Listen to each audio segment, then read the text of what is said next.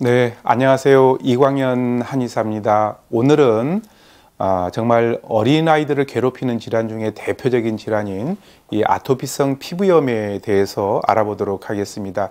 저희 아이들 셋 중에 둘이 어렸을 때 아토피 피부염으로 고생을 좀 한 적이 있는데요.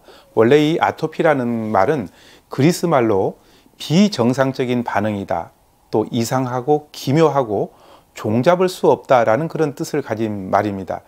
아토피 피부염은 알레르기성 질환의 하나로 우리가 흔히들 우리 한방에서는 태열이라고 하는데, 전체 아토피 환자의 85%가 1세 이전에 발생합니다. 심사평가원의 자료에 따르면 작년 한 해 동안 아토피로 치료를 받은 사람이 100만 명이 넘었다라고 이렇게 통계를 낸 적이 있습니다. 이 아토피 피부염의 증상을 살펴보게 되면은 생후 몇 개월 사이에 양뺨에 붉은 반점들이 시작해 가지고 얼굴과 머리 쪽에 붉은 반점과 진물, 가려움, 딱지 같은 것들이 생기기도 하고요. 이것이 전신으로 퍼지기도 합니다. 또 얼굴이나 목, 팔꿈치 안쪽, 무릎 뒤쪽 등 피부가 접히는 부위에도 잘 생기고요. 피부가 건조하고 거칠면서 가려움증이 굉장히 심합니다.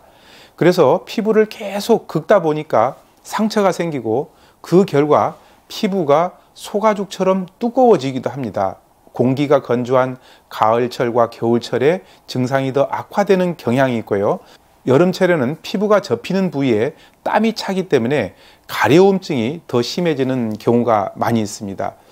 자, 통계적으로 보면은 전 인구의 1% 이상, 그리고 어린아이들의 10에서 15% 정도가 아토피 피부염으로 고생하고 있는데요.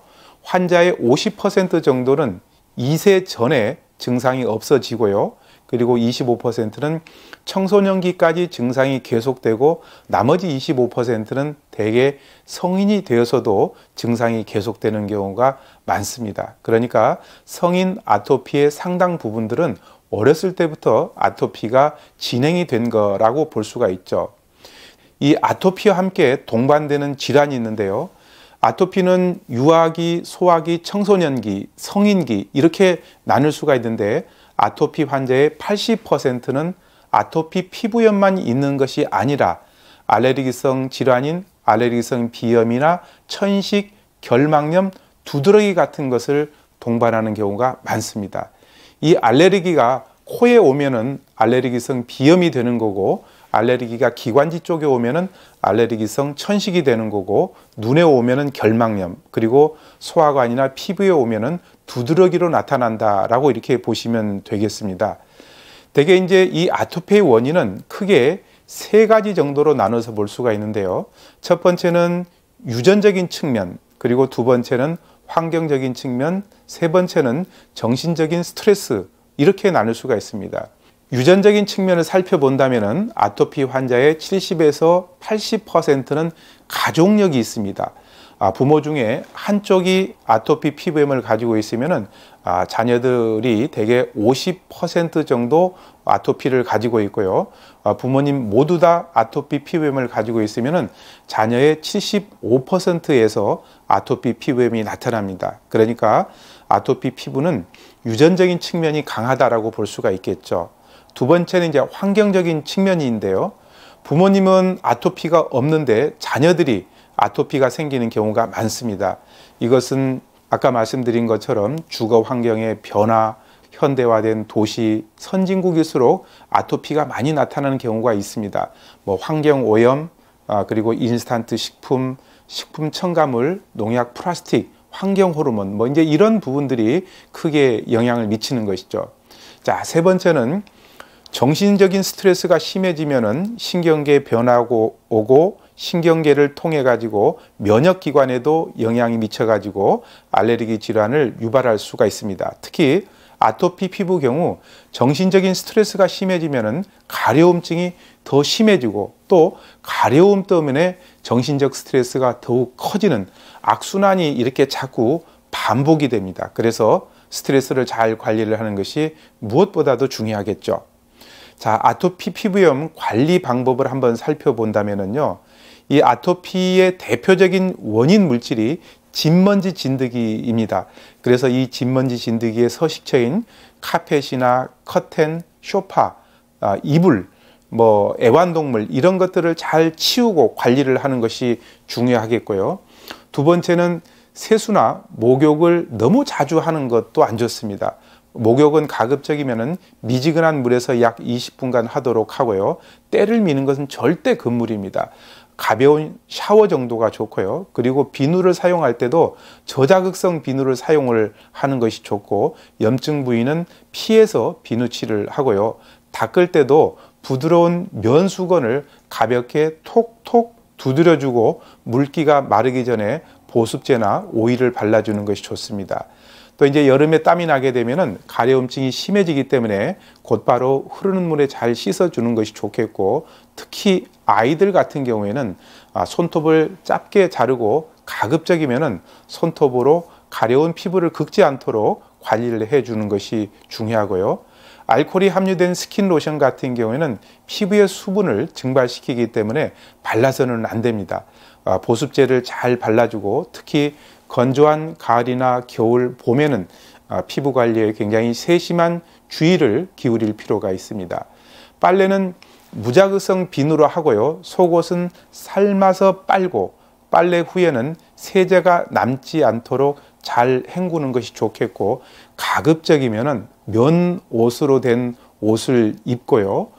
새 옷은 빨아서 잘 입는 것이 중요합니다.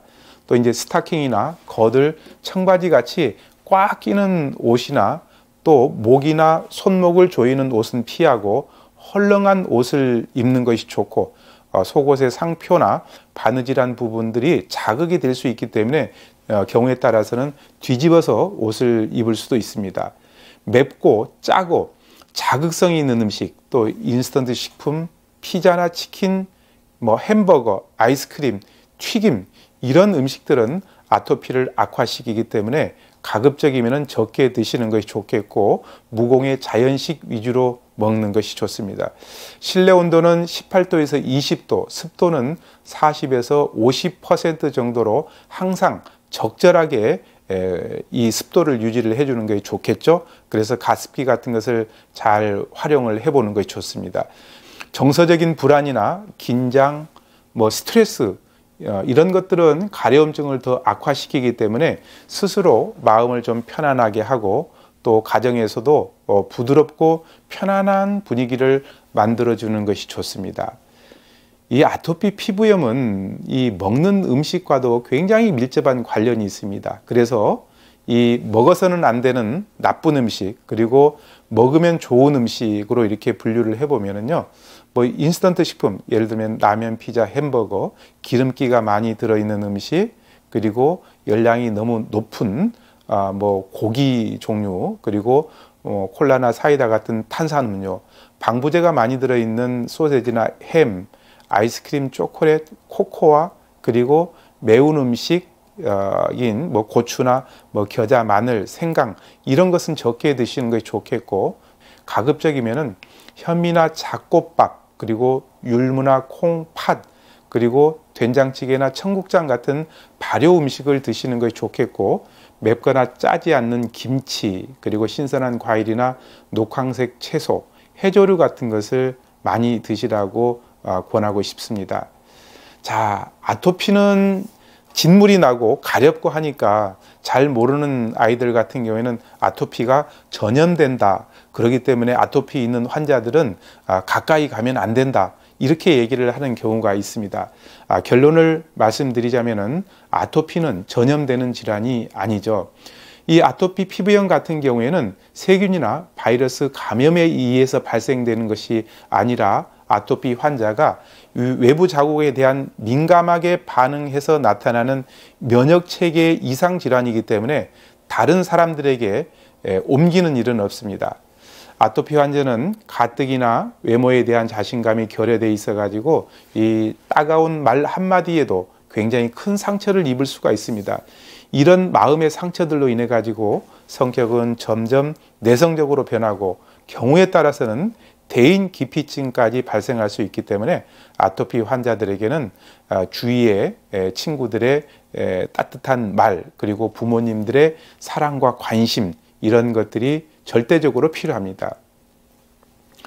양방에서는 이 아토피 피부 치료의 기본적인 약물로는 스테로이드 성분이 들어있는 연고나 크림을 많이 씁니다. 이 스테로이드 제제 같은 경우에는 소염작용이 굉장히 뛰어나기 때문에 피부 증상을 완화시켜 주는데 효과적이고 우수하지만 이것을 오랜 기간 사용하게 되면은 피부가 얇아지거나 경우에 따라서 실핏줄이 드러나면서 세균 감염이 잘 되고 또 여드름 같은 것들이 잘 생길 수 있고 또 심하면은 부종 같은 전신 증상이 나타나기도 합니다. 또 약을 중단하면은 증상이 다시 심하게 나타날 수도 있죠. 그렇기 때문에 스테로이드는 의사와 상의해서 잘 사용을 하는 것이 중요하겠고요. 가려움증이 심할 때는 항히스타민제를 복용하는데 장기 복용할 때는 불면증 같은 것들이 생기고 불안이나 식욕 감퇴 같은 부작용이 있을 수 있기 때문에 가려움이 심할 때만 임시적으로 사용을 하는 것이 좋겠습니다. 그 외에도 피부를 긁은 상처에 세균이 감염되었을 때는 항생제를 필수적으로 사용하고 보습제를 위해서 비스테로이드 연고 같은 것을 사용을 하는 경우도 많습니다. 자, 마지막으로 이 아토피의 한방 치료요법을 살펴본다면은 아토피 피부염의 효과적인 대표적인 처방이 바로 생혈윤부음이라는 처방입니다. 말 그대로 혈을 생하게 하고 피부를 부드럽게 하는 것을 목표로 하기 때문에 피부의 건조함과 가려움증이 심한 아토피 환자들이 오랫동안 복용하게 되면은 증상을 개선시켜 주는데 도움이 많이 됩니다. 이 아토피라는 질환은 치료가 단기간에 끝나는 것이 아니기 때문에 아토피 환자들 같은 경우에는 무엇보다도 인내와 이 참을성이 필요한 질환이라고 얘기를 할 수가 있습니다. 이 생혈윤부음 같은 경우에는 피부를 촉촉하게 해주고 피부에 윤기를 많게 해주는 천문동, 생지황, 숙지황, 맹문동 이런 약에다가 보혈시켜주는 당귀 그리고 기를 보충시켜주는 황기가 들어가 있고 그리고 열을 내려주는 황금과 또 이 단단한 것을 풀어주는 과루인, 도인 이제 이런 약재로 구성되어 있는 것이 생혈윤부음입니다.